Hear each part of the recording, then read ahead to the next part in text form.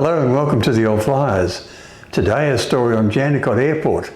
The airport where I learned to fly in July 1968. Jandakot Airport is about 15 kilometres south of Perth City in Western Australia. Jandakot is a modern, bustling aviation centre with over 300,000 movements a year, consistently ranking among the world's busiest airports. It has a theoretical operating capacity of 526,000 aircraft movements per annum, which could be reached by 2034. It is a place where multi-million-dollar corporate jets share the circuit with student pilots in training aircraft. This is the swamp that became a skyway.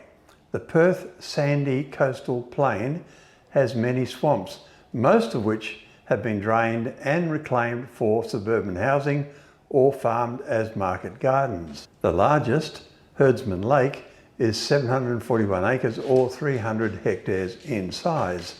Jandakot Lake and Thompson's Lake to the south of Jandakot remain as reminders of what Jandakot once was like. The high water table of the Perth region remains. Jandakot Swamp, stretching south from the Canning River, was a vast, shallow, tea-brown expanse. For millennia, it was a place of waterbirds, frogs and paperbark trees, a wetland known to the local Noongar people as Beraji. The story of Jandakot Airport begins not with the grand vision for aviation, but with post-war pragmatism.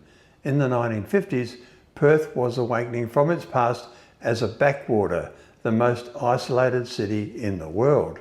Its original airport on the Langley Park foreshore was hopelessly inadequate for the new jet age. The state government earmarked a new massive site in Guildford, what we now know as Perth Airport, but it was clear the city would need more.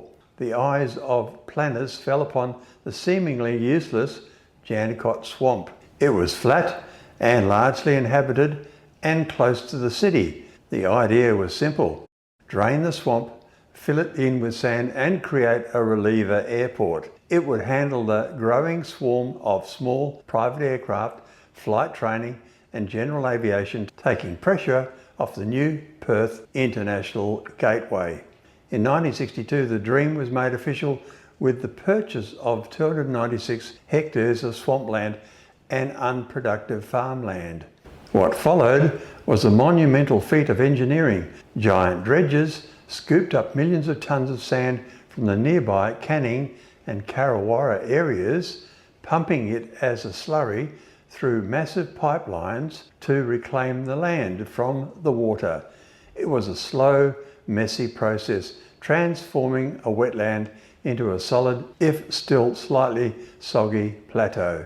The first aircraft, a Cessna 172 piloted by a Royal Aero Club of Western Australia pilot, landed on a temporary strip in 1963, even as the dredges worked nearby. It was a symbolic moment. The sky had officially conquered the swamp. Jandakot Airport officially opened that year. It was never meant for jumbo jets or international arrivals. Its purpose was to serve general aviation in Western Australia. Throughout the 1970s and 1980s, it became a bustling village of hangars and flight schools. The constant drone of single-engine trainers, Pipers, Cessnas, Grobs and the like, became the soundtrack of the southern suburbs. It was here that thousands of Western Australians took their first lesson, soloing for the first time and earning their wings. Future airline captains, fly-in, fly-out pilots and aerial ambulance crews all began their journeys on Jandakot's runways. It also became a vital hub for business and essential services. Aerial survey planes mapped the state's vast interior. Charter flights carried executives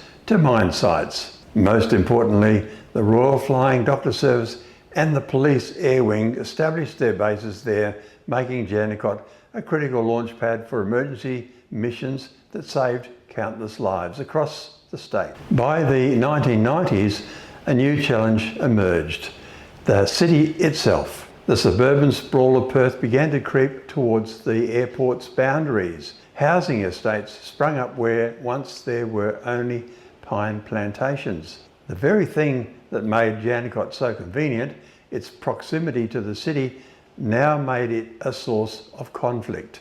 Residents complained about noise while aviators fought to protect their essential flight paths. This is not a problem unique to Jandakot. Just ask any of the operators from Bankstown Airport in Sydney. The solution was one of the most significant chapters in Jandakot's history. In 1998, the government sold Jandakot Airport to a private company, Jandakot Airport Holdings, on a 99-year lease. This controversial move injected private investment and a mandate to modernise and coexist with the community. The new management paved rundown runways, built state-of-the-art facilities, and implemented sophisticated noise abatement procedures, balancing the needs of aviation with those of the growing community around it. The ghosts of the swamp are never far away. After heavy winter rains, water sometimes pools in low-lying areas, a stubborn reminder of the land's true nature reclaiming its territory for a brief moment. Jandakot's story is not one of sleek terminals and global connections. It is a uniquely West Australian tale of transformation from wetland to workhorse. It is the story of ambition rising from drained swampland, of dreams taking flight just south of the city, and of the relentless buzzing heartbeat of aviation that continues to power a state.